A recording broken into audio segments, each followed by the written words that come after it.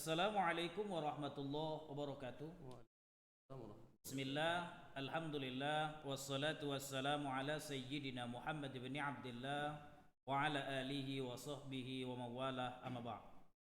Segala puji bagi Allah, salawat dan salam atas Rasulullah sallallahu alaihi wasallam.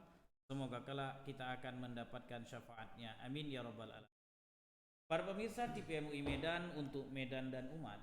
Hari ini kembali kita dalam tayangan podcast bersama dengan saya Haji Rahmat Hidayat Nasution LC. Hari ini kita kedatangan tamu Ustadz Badrin Rizaldi SAG, itu Ketua MUI Kecamatan Medan Amplas. Kita sapa terlebih dahulu ya. Assalamualaikum Ustadz. Waalaikumsalam warahmatullahi wabarakatuh. Sehat Ustadz ya? Alhamdulillah. Bajunya baru kayaknya Ustadz. Iya. Para pemirsa, hari ini kita akan bincang-bincang dengan Ustadz Badrin ya terkait tentang memaknai kemerdekaan dalam bingkai ketauhidan. Nah, bagaimana ini ceritanya? Kita dengarkan penjelasan dari Ustadz Badrin Rizaldi. Pada Ustadz kami persilakan. Assalamualaikum warahmatullahi wabarakatuh. Alhamdulillahi wa kafa wassalatu wassalamu ala rasulihil mustafa wa ala alihi wa ashabi ahli sidqi wal wafa. Asyhadu an la ilaha illallah wa asyhadu anna Muhammadan abduhu wa rasuluh allazi la nabiyya ba'da. Pemirsa TV MUI untuk Medan dan umat yang dimuliakan oleh Allah Subhanahu wa taala. Pada sore hari ini sengaja kita mengambil tema memaknai kemerdekaan dalam bingkai ketauhidan. Bahwa kita sebagai umat Islam yang mayoritas di bangsa ini seharusnya dalam memaknai kemerdekaan itu harus melihat dari konsep ketauhidan kita sebagai umat Islam. Kalau kita melihat usia kemerdekaan kita 78 tahun, kalau ini kita contohkan kepada orang, tentu cukup tua ya Ustaz. Cukup tua betul. Tua ya. Ya. Jadi saya mengambil perkataan Profesor Dr. Syahrin Harahap. Beliau pernah mengatakan bahwa orang ketika usianya telah 60 tahun itu perilakunya arif, bijaksana. Jadi segala tindak tanduknya, perilakunya mencerminkan nilai-nilai kebaikan. Oleh karena itu memang ada satu cerita pendek seorang bapak usianya 65 tahun. Di depan rumah beliau itu ada tanah tidak berapa luas, kira-kira ada 6 meter lebih kurang. Beliau menanam 3 pohon mangga. Ya.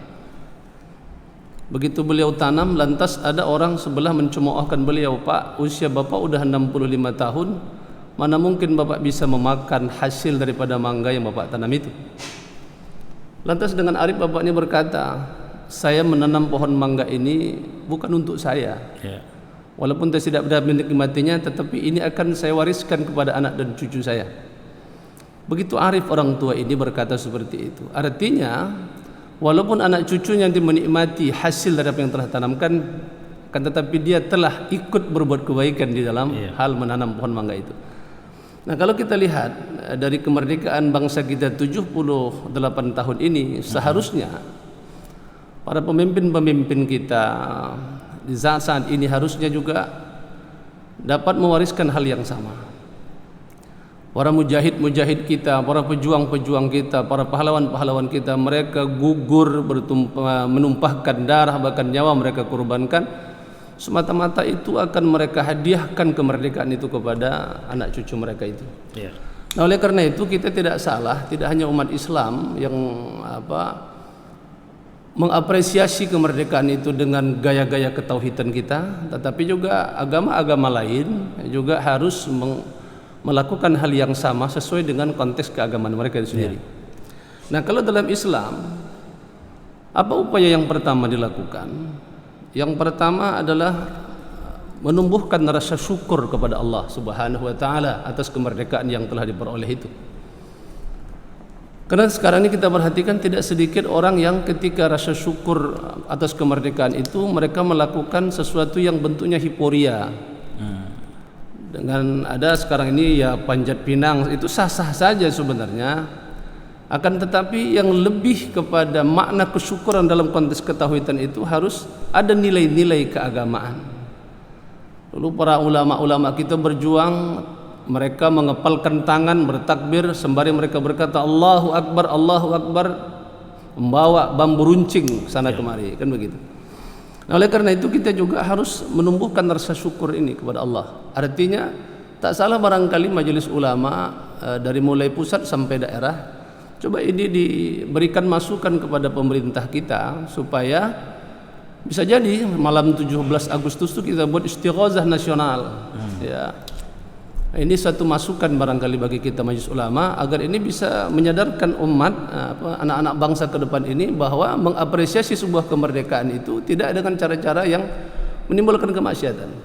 Berjoget misalnya, kan begitu kan, kibot-kibotan barangkali yang tak ada faedahnya. Bahkan kemarin di kampung kita itu ada pula bapak-bapak main bola kaki tapi menggunakan baju daster. Nah, sementara baju daster itu dalam konteks keagamaan kita kan tidak betul kan, perempuan dilarang pakai laki-laki, laki-laki dilarang juga pakai pakaian perempuan. Nah, apakah itu yang disebut dengan rasa bersyukur itu? Kan enggak begitu. Jadi harusnya kita harus cenderung kepada memaknai syukur itu dengan hakikat kebenaran agama itu sendiri. Hal ini kan dikatakan oleh Allah Subhanahu wa taala dalam surah Ibrahim itu, la in syakartum la azidannakum wa la in kafartum inna azabi lasyadid. Jika kamu mensyukuri nikmat yang kuberikan, kata Allah, niscaya ini akan aku tambah nikmat itu. Jadi sekarang kemerdekaan yang kita peroleh ini luar biasa. Jasa para pahlawan-pahlawan kita harus kita syukurilah. Dengan cara bagaimana? Misalnya setelah upacara itu anak-anak sekolah misalnya datang, atau masyarakat, ayo sama-sama kita melihat ke makam-makam pahlawan itu untuk memberikan doa kepada mereka. Ini kan harus kita lakukan sebenarnya, itu diantara yang pertama. Yang kedua, meningkatkan iman dan takwa kita kepada Allah Subhanahu wa taala. Nah, sekarang ini seakan-akan lekang nilai-nilai iman dan takwa itu terhadap kemerdekaan yang kita peroleh ini.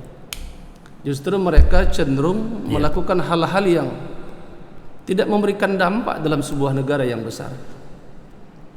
Dan ini kita perhatikan ironi memang di tengah-tengah kehidupan kita berbangsa ini. Negara kita negara kaya.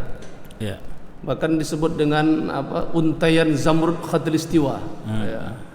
Dari Sabang sampai Merauke. Jadi ada istilah wak-wak itu bercakap begini. Kalaulah di bangsa kita ni pohon ubi itu ditebang, dilemparkan kemana saja hidup. Itu berbeda kita dengan di padang pasir. Begitu indahnya. Kita punya emas yang hebat, punya batu bara, tapi seakan-akan tidak kita rasakan nikmat itu, begitu kan? Sampai rakyat-rakyat juga tidak merasakan kenikmatan itu. Mereka juga terkekang dengan keberadaan ekonomi dan berbagai macam hal. Juga ini kan baru update ya, kita perhatikan bagaimana di orang Melayu komunitas Batam itu yang saat ini mereka merasakan seakan-akan terusir mereka dari tanah mereka sendiri yang sudah hampir ratusan tahun mereka kuasai itu. Nah, ini harusnya kita mengedepankan nilai iman dan takwa itu kepada seluruh anak-anak bangsa, tidak hanya kepada seluruh para penguasa-penguasa di bangsa ini. Oleh karena itu, makanya mimpi para ulama mengatakan menjadi negara baldatun thayyibatun rabbun ghafur itu sepertinya hanya isapan jempol kalau tidak diiringi dengan perbuatan-perbuatan kita anak-anak bangsa ini yang mengarah kepada kebaikan itu. Oleh karena itulah Allah Subhanahu wa taala menyatakan dalam surah Al-A'raf ayat yang ke-96 itu, A'udzubillahi minasyaitonirrajim. Walau anna ahlal qura amanu wattaqaw la fatahna 'alaihim barakatum minas sama'i wal ard walakin kazzabu fa aghznahum bima kanu yaksibun. Itu jelas sampaikan Allah Subhanahu wa taala dalam firman. Sekiranya lah, kata Allah, penduduk satu negeri itu semuanya beriman, bertakwa kepada Allah, niscaya Allah akan membuka pintu keberkahan itu dari langit dan keluar lagi dari bumi. Kemudian walakin kazabu, akan tetapi ternyata mereka mendustakan ayat-ayat kami ini, kata Allah. Maka kami siksa mereka sesuai dengan apa yang telah mereka perbuat. Nah, kita kan tidak ingin seperti itu bangsa yang besar ini, yang sudah susah payah para pejuang kita, para mujahid kita yang telah berjuang sedemikian rupa, yang pada akhirnya kita tidak bisa menikmati hasil itu dengan baik. Nah, oleh karena itu kuncinya adalah beriman dan bertakwa kepada Allah. Harus dipupuk nilai-nilai keimanan itu kepada seluruh anak-anak bangsa kita. Iya Ustaz. Jadi ada menumbuhkan rasa syukur, meningkatkan iman dan takwa. Ada lagi Ustaz? Iya ada. Nah waktu kita juga Ya sedikit lagi barangkali Iya, tambah. Yang ketiga barangkali mengisi kemerdekaan itu dengan membangun keseimbangan antara dunia dan akhirat gitu ya. Jadi kita harus dalam konteks bangsa kita kan mengatakan turut melindungi segenap bangsa dan seluruh tumpah darah Indonesia, memajukan kesejahteraan umum, mencerdaskan kehidupan berbangsa, melaksanakan ketertiban dunia berdasarkan kemerdekaan, perdamaian abadi, keadilan sosial, serta tidak membuat kerusakan di muka bumi. Ini jelas sebenarnya. Jadi artinya apa? Kalau memang inilah khittah aslinya undang-undang itu, kita harus berangkat dari situ untuk membangun satu peradaban di bangsa ini lebih baik, bukan begitu? Tapi sekarang kita perhatikan hal-hal yang sedemikian rupa nampaknya hanya sekedar isapan jempol saja. Kita belum dapat menikmati hasil dari sebuah kemerdekaan. Merdeka itu artinya bebas. Nah kita bicara pun sekarang ini agak sulit-sulit juga. Apa yang kemarin ditonjolkan oleh BNPT kita mengatakan bahwa seluruh rumah ibadah akan dikontrol oleh pemerintah. Saya pikir ini perlu juga perhatian para majelis ulama. Syukur MUI pusat kemarin menantang itu. Bahkan ketua PGI Indonesia juga menantang, mereka tidak setuju kalau rumah-rumah ibadah itu dikontrol oleh pemerintah. Dikhawatirkan nanti tidak ada lagi kebebasan kita dan kemerdekaan kita dalam beragama. Baik. Jadi memaknai kemerdekaan dalam bingkai ketauhidan itu ada 3 ya Ustaz ya. Pertama memumbuhkan rasa syukur, meningkatkan iman dan takwa, dan ketiga adalah membangun keseimbangan. Ya, Ustaz, sebenarnya kita masih pengen bincang-bincang lagi ya, cuman karena memang durasi yang ada saat ini di kita adalah 15 menit dan ini tanpa terasa Ustaz karena sudah lancar sekali kayaknya menjelaskannya gitu ya, tak terasa sudah 15 menit. Terima kasih Ustaz atas kehadirannya di podcast TPMUI Kota Medan. Para pemirsa TPMUI Kota Medan, tadi kita telah mendengar penjelasan dari Ustadz Badrin Rizaldi SAG, Ketua MUI Kecamatan Medan Amplas. Mudah-mudahan yang kita dengar tadi, yang kita pahami dari apa yang beliau sampaikan bisa kita aplikasikan dalam kehidupan kita. Kalau enggak kita mulai dari diri kita sendiri, bagaimana mungkin kita bisa memulainya untuk negara ini? Awalilah dengan rasa bersyukur kepada Allah, binalah iman dan takwa, lalu kemudian bangunlah keseimbangan. Saya Rahmat Hidayat Nasution Ilsi yang jadi host pada kesempatan kali ini mohon undur diri. Sekali lagi terima kasih Ustaz. Wabillahi taufiq wal hidayah wa ridhal inayah. Assalamualaikum warahmatullahi wabarakatuh. Waalaikumsalam warahmatullahi wabarakatuh.